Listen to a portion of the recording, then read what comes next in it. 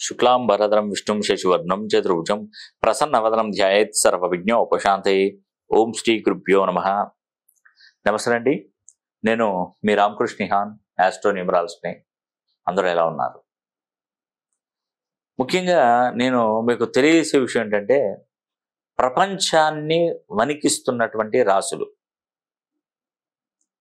ఒక విధంగా చెప్పాలంటే, నేను చెప్తున్నటువంటి రాశులైనటువంటి తులారాశి వారు, వృషభ రాశి వారు, సింహం, కుంభ, ఈ 4 రాశులలో జన్మించినటువంటి వారు, వీరికి శక్తియుక్తులు ఎక్కువగా ఉంటాయండి.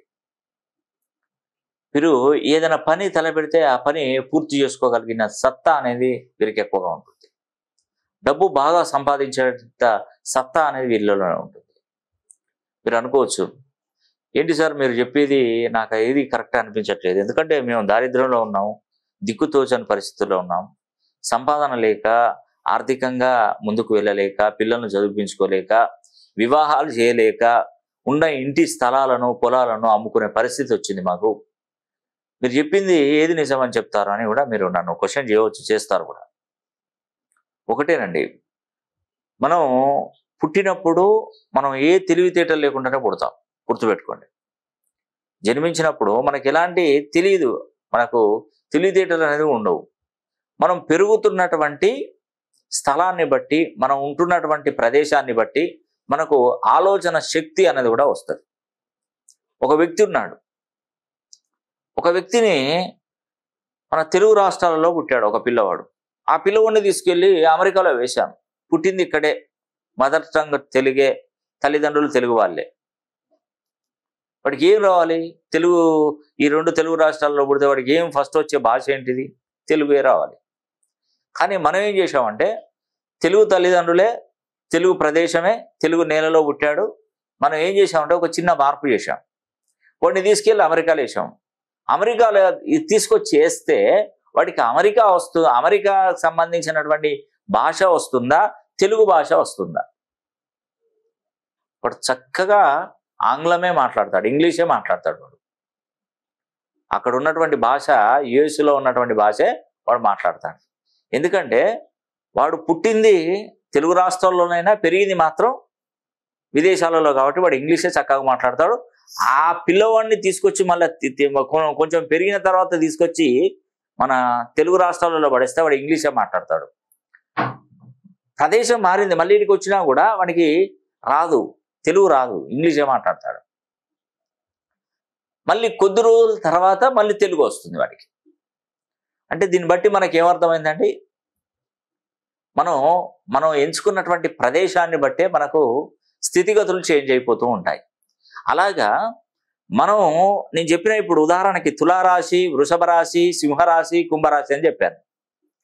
ఈ 4 రాశులలో జన్మించినప్పుడు గుర్తుపెట్టుకోండి, మనం ఈ రాశికి అనుకూలంగా మన పేరుని 270 డిగ్రీల కోణం నుండి 360 డిగ్రీల కోణంలో గనక పేరు బలాన్ని ప్రోగ్రామ్ చేసి టైటిల్ గనక మార్చుకున్నప్పుడు అప్పుడు మనకు అదృష్టం అనేది వస్తుంది. అంతవరకు రాదు. ఇప్పుడు అర్థమైంది కదండి. ఎందుకంటే అందరూ అంటారు, నేను తులారాశి, నేను వృషభ రాశి, నేను సింహరాశి, నేను కుంభరాశి. మీరు చెప్పినట్టు ఏం రావట్లేదు కదా, ఎక్కడో వేసిన గొంగళి అక్కడే ఉంది కదా అంటే ఉంటుంది. మరి పేరులో ఉన్నటువంటి సంఖ్యాబలాన్ని మనం చేంజ్ చేసుకోకపోతే ఎక్కడ వేసిన గొంగళి అక్కడే ఉంటుందండి. ఎంత అదైనా కానివ్వండి, మీకు ఖచ్చితంగా ఉంటుందండి, కంపల్సరీ. మీకు నీ దగ్గర 100 కోట్ల ఆస్తి ఉంది, నిన్ను తీసుకెళ్ళి ఒక అడవిలో పడేసాం. నీకు 100 కోట్లు పనిచేస్తాయి అక్కడ అడవిలో ఇస్తే? ఒక ఎడారిలో ప్రాంతంలో వేసాం, నీకు అక్కడ 100 కోట్లు పనిచేస్తాయండి? ఎందుకంటే ఆ 100 కోట్లు ఉన్నా కూడా దాన్ని వినియోగించుకునే ప్రదేశాలు వేరే ఉంటాయి. ఆ ప్రదేశాలలో మాత్రమే నీకు ఆ డబ్బులు చెల్లుబాటు అయిపోతాయి. నువ్వు ఎన్ని డబ్బులు ఉన్నా కూడా వృధానే కదా, ఖర్చే కదా, ఏం ఉపయోగం ఏం లేదు కదా. అలాగా మనం చాలామంది కష్టపడి పనిచేస్తుంటారు, బాగా అహర్నిశలు కష్టపడుతుంటారు, రెయిన్బోలు కష్టపడుతుంటారు. కానీ డబ్బులు కొందరికి మిగులవు, కొందరికి మిగులుతాయి. కొందరు అదృష్టవంతులు అవుతారు, కొందరు కారు. కొందరు చిన్నప్పటి నుండి కష్టపడి ఒక్కొక్క మెట్టు ఎదుగుతూ ఎదుగుతూ ఎదుగుతూ ఒక మంచి పొజిషన్కి వచ్చిన వాళ్ళు కూడా చాలా మంది ఉంటారు. దీనికి అందరికీ కారణం ఏంటంటే వాళ్ళ తల్లిదండ్రులు వాళ్ళకు పెట్టినటువంటి పేరే అదృష్టాన్ని కలిగిస్తూ ఉంటుంది. ఆ పేరులో ఉన్నటువంటి సంఖ్యాబలాన్ని కరెక్ట్గా సరి చూసుకుంటే సరిపోతుందండి. మినిమం కొంతమందికి యాదృచ్ఛికంగా వాళ్ళ తల్లిదండ్రులు 270 పైనే డిగ్రీస్లో ప్రోగ్రామ్ చేశారనుకోండి, ఏదో ఒక పేరు పెడితే దాన్ని క్యాలిక్యులేట్ చేస్తే 270 ఉందనుకోండి, వాళ్ళకి తెలియకుండానే మనకు అదృష్టం కలిసి వస్తూనే ఉంటుంది. కొందరు మామూలుగా 80-90 డిగ్రీలలోనే పేరు ఉండే విధంగా పేరు నిర్ణయిస్తారు. వాడికి ఏంటంటే మొత్తం నష్టం జరుగుతుంటుంది. అవునండి, కొన్ని చోట్ల మనకు నష్టం జరుగుతూనే ఉంటుంది.